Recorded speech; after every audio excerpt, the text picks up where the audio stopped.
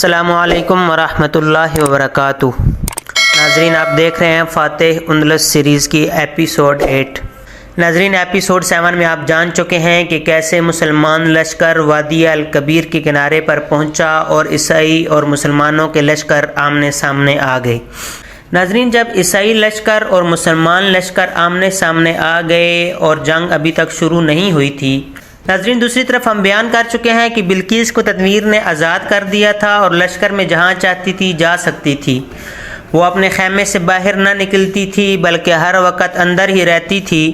جب لشکر کوچ کرتا تو وہ سپاہیوں کے ساتھ چل پڑتی، مگر وہ خوب جانتی تھی کہ اسے رازرک کے پاس لے جایا جا رہا ہے اور وہ اس سے شدید نفرت کرتی تھی، اتنی نفرت کہ وہ اس کے پاس جانے کی بجائے موت کے آغوش میں جانا پسند کرتی تھی۔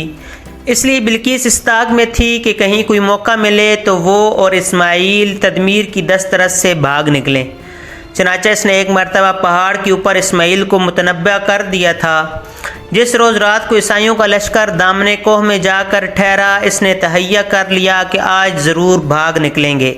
چنانچہ وہ کھانا کھا کر جلدی ہی سو گئی تھی۔ اس کے خیمے کے سپاہیوں نے جھانک جھانک کر دیکھا، انہیں اطمینان ہو گیا اور وہ بھی خیمے کے سامنے ہی پڑ کر سو گئے۔ ٹھیک آدھی رات کے وقت بلقیس کی آنکھ کھل گئی اور وہ گھبرا کر اٹھ بیٹھی۔ اس کے خیمے کے اندر اندھیرا ہو رہا تھا۔ وہ آہستہ سے اٹھی اور بے آواز قدموں سے باہر نکل آئی۔ چاند نکل رہا تھا اور چاندنی چٹک رہی تھی۔ اس نے دیکھا کہ اس کے محافظ غفلت کی نیند سو رہے تھے اور ان کی تلواریں ان کے پہلیوں میں پڑی تھیں۔ چونکہ آدھی رات کا وقت تھا، اس لیے ہر طرف سکوت مرگ چھایا ہوا تھا اور ہر زیرو آرام کر رہا تھا۔ ہوا بند تھی، نیز درخت اپنی شاخیں سمیٹے محو خواب تھے۔ اس وقت کائنات کے ذرے ذرے پر مہر خاموشی لگ چکی تھی۔ چاند آسمان کے دریچوں سے جھانک رہا تھا۔ وہ دیکھ رہا تھا کہ دنیا والے تمام کاموں اور ساری باتوں سے بے نیاز ہو کر گہری نیند میں پڑے سو رہے تھے۔ بلقیس واپس لوٹی۔ اس نے شب خوابی کے کپڑوں کے اوپر اپنی پوشاک پہنی اور پنجوں کے بل چل کر دروازہ پر آئی۔ محافظ ابھی تک پڑے خراٹے لے رہے تھے۔ وہ ایک قدم نہایت ہوشیاری سے تھم تھم کر رکھتی، کچھ جھکی ہوئی خوفزدہ نگاہوں سے محافظ کو دیکھتی خیمہ سے باہر نکل آئی۔ چند منٹ کا فاصلہ اس نے کئی منٹ میں طے کیا۔ چونکہ محافظ عین دروازے کے سامنے پڑے سو رہے تھے، اس لیے وہ اپنی قبا کے دامن سمیٹ کر ان کے پاس سے گزرنے لگی۔ جب وہ ان سے 2 قدم آگے بڑھی تو دفعتاً اسے خیال آیا۔ وہ پھر واپس لوٹی اور ایک سپاہی کی تلوار اٹھا لی اور نہایت آہستگی اور ہوشیاری سے چل پڑی۔ وہ بخیریت محافظوں سے گزر گئی، اب خیموں کی آڑ لے کر اس طرف چلنے لگی جس طرف اسماعیل تھے۔ اس نے دن میں ہی دیکھ لیا تھا کہ اسماعیل کو کس طرف رکھا ہے۔ وہ اس طرف چلی گئی۔ جب اس جگہ پہنچی تو اس نے دیکھا کہ محافظ اور اسماعیل سب غافل پڑے سو رہے ہیں۔ اس نے دن میں اسماعیل سے کہہ دیا تھا کہ وہ رات کو ہوشیار ہو کر سوئے، لیکن وہ غفلت میں تھے۔ اسے بڑا افسوس ہوا۔ عیسائی اسماعیل کی حفاظت بھی عجیب طریقہ سے کرتے تھے۔ وہ ان کے ہاتھوں میں سوتی رسی باندھ کر اپنی کمر کے گرد لپیٹ لیتے تھے تاکہ اسماعیل اگر ذرا بھی حرکت کریں تو ان کی آنکھ کھل جائے۔ حسب دستور آج بھی وہ اسی طرح سے بندھے پڑے تھے۔ بلقیس نے قریب جا کر نہایت آہستہ سے کھانسا، ان کے سرانے بیٹھ گئی اور جھک کر تلوار سے رسے کاٹنے لگی۔ ایک ہی منٹ میں بلقیس نے دونوں رسے کاٹ دیے اور اسماعیل کو اٹھنے کا اشارہ کیا۔ اسماعیل خوب جانتے تھے کہ ذرا بھی بے احتیاطی ہوئی تو پہرے دار جاگ جائیں گے، اس لیے وہ نہایت احتیاط سے اس طرح اٹھے جس طرح کوئی ماں اپنے بچے کے اٹھ جانے کے خوف سے نہایت آہستگی اور بڑی احتیاط سے اٹھا کرتی ہے۔ وہ اٹھ کر کھڑے ہو گئے اور خوش قسمتی سے پہرے داروں کی آنکھیں نہ کھلیں۔ وہ چپ چاپ وہاں سے نکل آئے اور دبے قدموں چاندنی اور سپاہیوں سے بچتے ہوئے پہاڑ کی طرف جانے لگے۔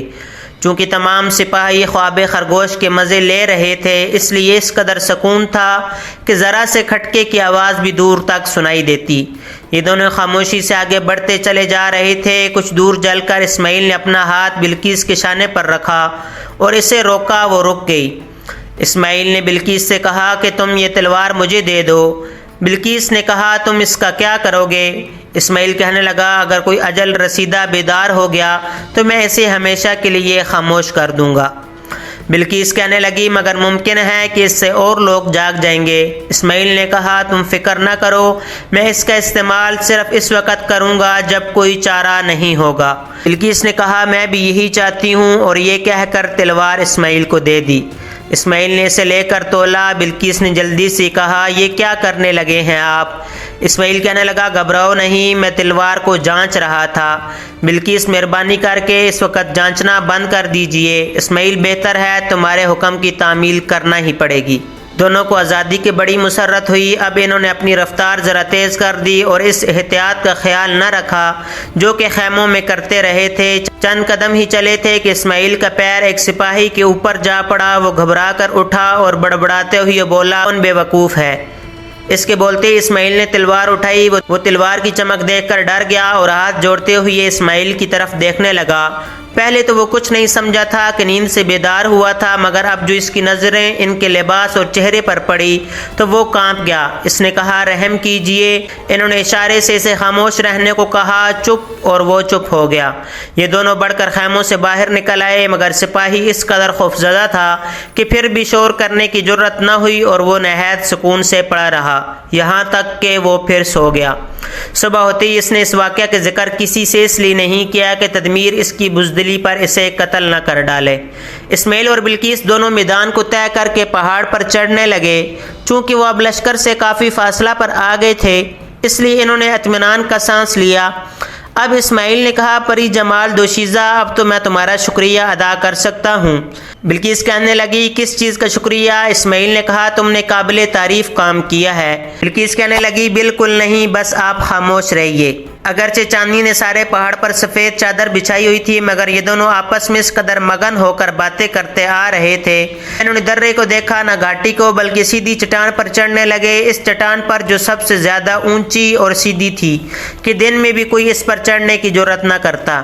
اسماعیل آگے تھے اور بلقیس پیچھے سہارا لیے چلی جا رہی تھی۔ جب وہ اس کی چوٹی پر پہنچے تو چاند چھپنے لگا تھا اور صبح صادق کے آثار نکل آئے تھے۔ اسماعیل نے کہا اب صبح ہو رہی ہے، غالباً عیسائی ہمیں نہ پا کر ہماری تلاش میں نکلیں گے، مگر یہ ہم کہاں چڑھ آئے ہیں، ذرا جھانک کر دیکھیں۔ اسماعیل نے چونک کر دیکھا اور حیران ہو کر کہا یہ ہم کہاں آ گئے ہیں؟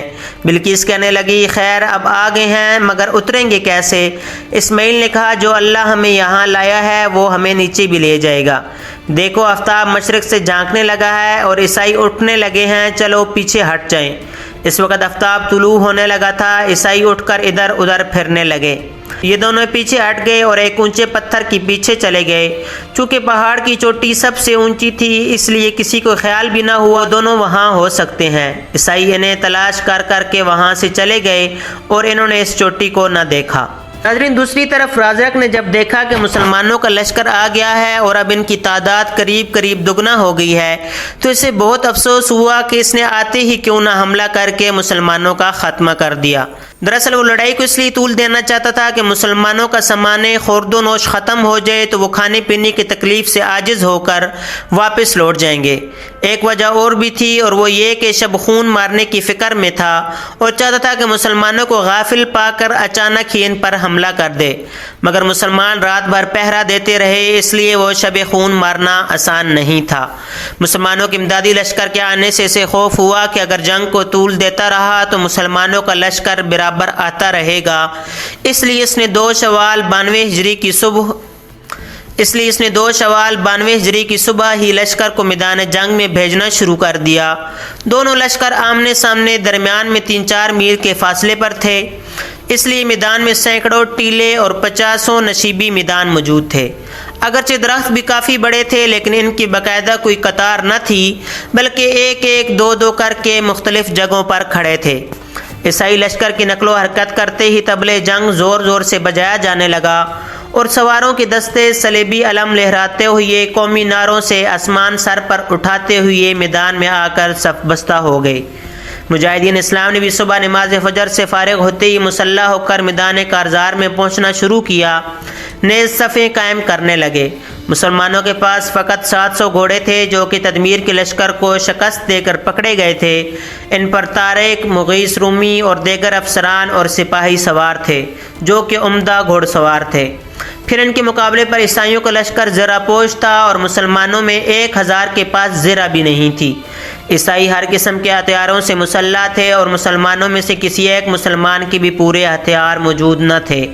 جو نیا لشکر آیا تھا ان میں سے اکثر و بیشتر مجاہدین کے پاس ایک خاص قسم کی لاٹھی تھی۔ دوسری طرف رازرک کے لشکر میں تمام بڑے افسر، تجربہ کار جنگجو، گورنر، ماتحت حکمران اور خود بادشاہ تک سب موجود تھے۔ مسلمان کل 12,000 ہی تھے اور عیسائیوں کی تعداد 90,000 سے کم نہ تھی۔ ظاہر ہے کہ ان صورتوں میں برابر کا مقابلہ کسی طرح بھی نہ تھا اور ہر بات میں عیسائیوں کا پلہ بھاری تھا، لیکن مجاہدین اسلام کو چونکہ اللہ پاک پر اعتماد بھروسہ تھا لہٰذا وہ اللہ سے فتح کی توقع رکھتے تھے۔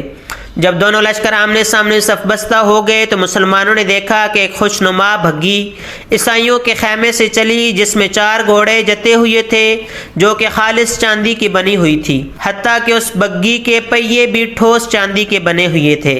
اس بگھی میں رازرک سوار تھا اور ریشمی گدے پر بیٹھا تھا۔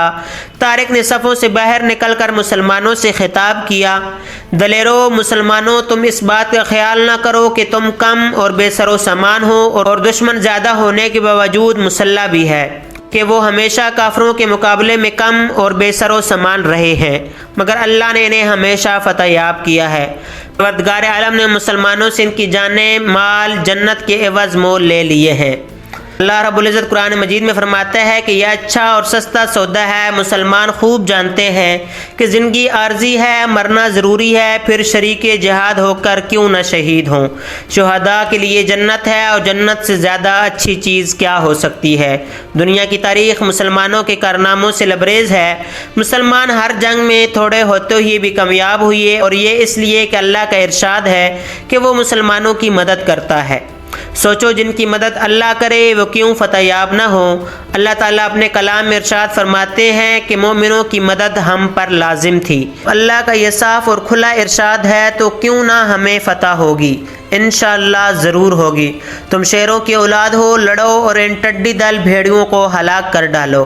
طارق کی مختصر سی تقریر ختم ہوئی تو عیسائیوں کا لشکر سمندر کے طوفان کی لہروں کی طرح آگے بڑھا۔ ان کوہ پیکر گھوڑوں کی رفتار سے یہ معلوم ہوتا تھا کہ وہ آتے ہی مسلمانوں پر حملہ کر کے انہیں کچل ڈالیں گے۔ عیسائی لشکر کی صفیں مشرق سے مغرب تک تا حد نگاہ پھیلی ہوئی تھی۔ مسلمانوں نے بھی اپنے لشکر کی صفوں کو دور تک پھیلا دیا تھا۔ طارق نے دائیں طرف مغیث رومی کو اور بائیں طرف طاہر کو مقرر کیا اور خود درمیان میں رہے۔ عیسائی شور و غل کرتے، طبلے جنگ بجاتے، بڑے جوش و خروش سے بڑھتے چلے آ رہے تھے۔ طارق نے بھی لشکر کو آگے بڑھنے کا اشارہ کیا اور مجاہدین نے بھی حرکت شروع کر دی۔ دونوں لشکر طوفان کی موجوں کی طرح ایک دوسرے کی طرف بڑھنے لگے۔ آفتاب کافی بلند ہو گیا تھا اور دھوپ تمام میدان میں پھیل گئی تھی۔ صحیح صف بہت زیادہ لمبی تھی کہ بائیں دستے کو دایاں دستہ دکھائی نہیں دے رہا تھا۔ مسلمانوں کی صفیں اتنی لمبی لمبی نہ تھیں۔ خیال تھا کہ شاید عیسائی جنگ کی ابتدا نیزوں سے کریں گے۔ ان کے حملہ کی شان بتا رہی تھی کہ وہ نیزے اٹھا کر لا رہے ہیں اور تانے ہوئے ہیں۔ آخر بڑھتے بڑھتے دونوں لشکروں کا تصادم ہو گیا۔ نہایت جوش اور پوری قوت سے نیزے کھینچ کھینچ کر مارے جانے لگے۔ عیسائی پہلے ہی سے شور کرتے، طبلے جنگ بجاتے اور طرح طرح کے نعرے لگاتے آ رہے تھے۔ طارق نے حملہ سے پہلے 3 مرتبہ اللہ اکبر کا نعرہ لگایا۔ تیسرے نعرے کی تکرار تمام لشکر نے کی اور نہایت جوش سے حملہ کر دیا۔ نیزوں کی کھٹاکھٹ چلنے لگی۔ جنگ شروع ہوئی۔ عیسائیوں نے اندازہ لگا لیا تھا کہ مسلمان ان سے بہت ہی کم ہیں، ان کے سامنے ان کی کوئی حیثیت ہی نہیں۔ انہوں نے اپنی پوری قوت سے حملہ کیا مگر مسلمان سنگی چٹان کی طرح ڈٹ گئے اور انہوں نے نہایت صبر و استقامت سے ان عیسائیوں کے حملے کو روکا۔ عیسائیوں نے ایک بار پھر حملہ کیا۔ مسلمانوں نے اسے بھی روکا اور خود بھی غصہ سے بھرپور جوابی حملہ کر دیا۔ اس حملہ میں انہوں نے بہت سے عیسائیوں کو چھید ڈالا۔ عیسائی تلملائے اور آہو فریاد کرتے گھوڑوں سے نیچے گرے۔ یہ کیفیت دیکھ کر عیسائیوں کے قدم رک گئے اور انہوں نے عذابناک ہو کر حملہ کرنا شروع کر دیے، مگر مسلمانوں پر نہ ان کے غصے کا اثر ہوا نہ جوش و خروش کا۔ وہ جس استقلال سے لڑ رہے تھے، چونکہ صفیں لمبی اور دور تک پھیلی ہوئی تھیں اس لیے لڑائی بھی دور تک پھیلی ہوئی تھی، مگر ہنوز فریقین کی پہلی صفیں ہی مصروف جنگ تھیں اور بقیہ صفیں ان کے پیچھے لڑائی کے لیے تیار ہو رہی تھیں۔ اگرچہ کچھ عیسائی مارے جا چکے تھے کہ اول تو وہ ان کی پہلی صف کا خاتمہ کرنا چاہتے تھے، دوسرے ان کے پیچھے پیادوں کی صفیں تھی اور مسلمانوں کی خواہش یہ تھی کہ عیسائی سواروں کو پیدل مسلمانوں تک نہ جانے دیا جائے۔ چونکہ نیزوں کی لڑائی کچھ زیادہ فائدہ مند نظر نہ آئی، اس لیے فریقین نے نیزیں پھینک کر تلواریں نکال لیں۔ صاف و شفاف تلواریں آفتاب کی روشنی میں جگمگاتی ہوئی اٹھیں اور سر و تن کے فیصلے کرنے کے لیے انسانوں کے اوپر جھکیں۔ ان خون فشاں تلواروں سے بچنے کے لیے سیاہ ڈھالیں بلند ہوئیں۔ اب جنگ نہایت زور و شور سے شروع ہو گئی۔ بہادر سرفروش کٹ کٹ کر گرنے لگے، ہاتھوں پیروں اور سروں کے انبار لگنے لگے اور خون کا دریا بہنے لگا۔ جو جو آفتاب بلند ہوتا جا رہا تھا، جنگ کی آگ بھڑکتی جاتی تھی۔ عیسائی مسلمانوں پر اور مسلمان عیسائیوں پر جوش و خروش سے اور قوت سے حملہ کر رہے تھے۔ مسلمانوں نے عیسائیوں کے پہلی صف کا قریب قریب صفایا کر دیا تھا۔ پہلی صف کے سواروں کے مرتے ہی ان کے گھوڑے بے قابو ہو کر ادھر ادھر بھاگنے لگے۔ پہلی صف کے سواروں نے پکڑنا اور ان پر سوار ہو کر لڑنا شروع کر دیا۔ اب کوئی باقاعدہ نظام یا ضابطہ باقی نہ رہا تھا۔ مسلمان عیسائیوں میں اور عیسائی مسلمانوں میں گھس گئے تھے۔ نہایت خون آشام جنگ ہونے لگی۔ تلواروں کے جلد جلد لہرانے سے دور تک تلواروں کا کھیت اگا ہوا نظر آتا تھا۔ خون آلود تلواریں خون کے چھینٹے اڑاتی بلند ہو کر جھک رہی تھیں اور بڑی پھرتی سے انسانی زندگی کو تاراج کر رہی تھیں۔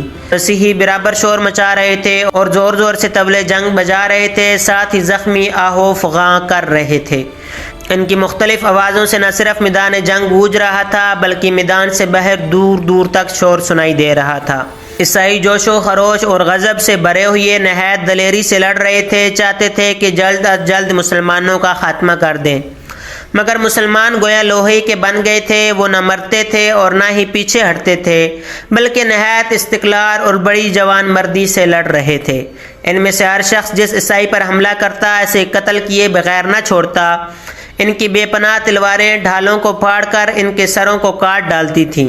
ہر مجاہد خونخوار شیر بن گیا تھا اور عیسائی بھیڑیوں کو چیر پھاڑ رہا تھا۔ ایک طرف مغیث رومی اور دوسری طرف طاہر تھے، دونوں بڑی پھرتی سے لڑ رہے تھے۔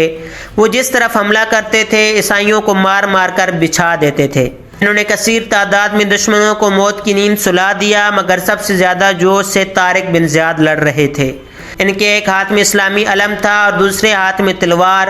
وہ علم سنبھالے ہوئے خونخوار حملے کر رہے تھے اور کسی شخص کو مارے بغیر پیچھے نہ ہٹتے تھے۔ وہ کچھ اس شان سے لڑ رہے تھے کہ عیسائیوں کے دلوں پر ان کا رعب طاری ہو گیا۔ وہ ان کے سامنے جانے سے ڈرنے لگے تھے۔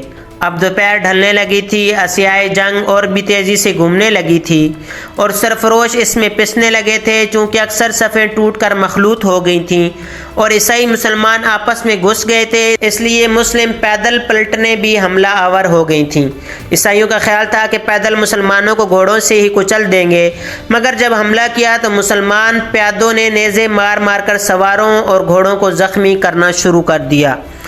عیسائی سمجھ گئے کہ پیدل کا مارنا سواروں سے بھی زیادہ دشوار ہے۔ پیدل مسلمان نیزوں سے لڑ رہے تھے۔ وہ جس گھوڑے کو نیزہ مارتے یا جس سوار پر حملہ کرتے، اس کی زرہ پھاڑ کر نیزوں کی انیاں پسلیوں کو توڑ کر پار ہو جاتی اور وہ چیخیں مار مار کر گر جاتے تھے۔ ہر جگہ خون کی ندیاں بہہ رہی تھیں۔ عیسائی دیکھ رہے تھے کہ مسلمان خونخوار شیروں کی طرح حملہ کر کے انہیں ٹھکانے لگا رہے ہیں۔ اگر ایک آدمی مسلمان شہید ہو جاتا تھا تو کم سے کم 15-20 عیسائیوں کو جہنم واصل کر چکنے کے بعد شام تک اسی جوش و خروش کے ساتھ جنگ ہوتی رہی۔ سرفروش لڑ لڑ کر مرتے رہے، اگرچہ دونوں طرف سے یہی کوشش تھی کہ جنگ کا فیصلہ آج ہی ہو جائے گا، لیکن نہ ہو سکا اور آفتاب غروب ہو گیا۔ مجبور ہو کر دونوں فریق الگ الگ ہوئے اور رات بسر کرنے کے لیے اپنے اپنے خیمے کی طرف لوٹ گئے۔ ناظرین، فاتح اندلس سیریز کا سلسلہ جاری ہے۔ امید ہے آج کی ویڈیو آپ کو پسند آئی ہوگی۔ اگر ویڈیو پسند آئی ہو تو لائک شیئر کریں اور کمنٹ باکس میں اپنی رائے ضرور دیں، اور ٹروتھ ہسٹری چینل کو بھی سبسکرائب کر لیں اور بیل کے بٹن کو بھی دبا دیں۔ ملتے ہیں اگلی ویڈیو میں۔ اللہ حافظ۔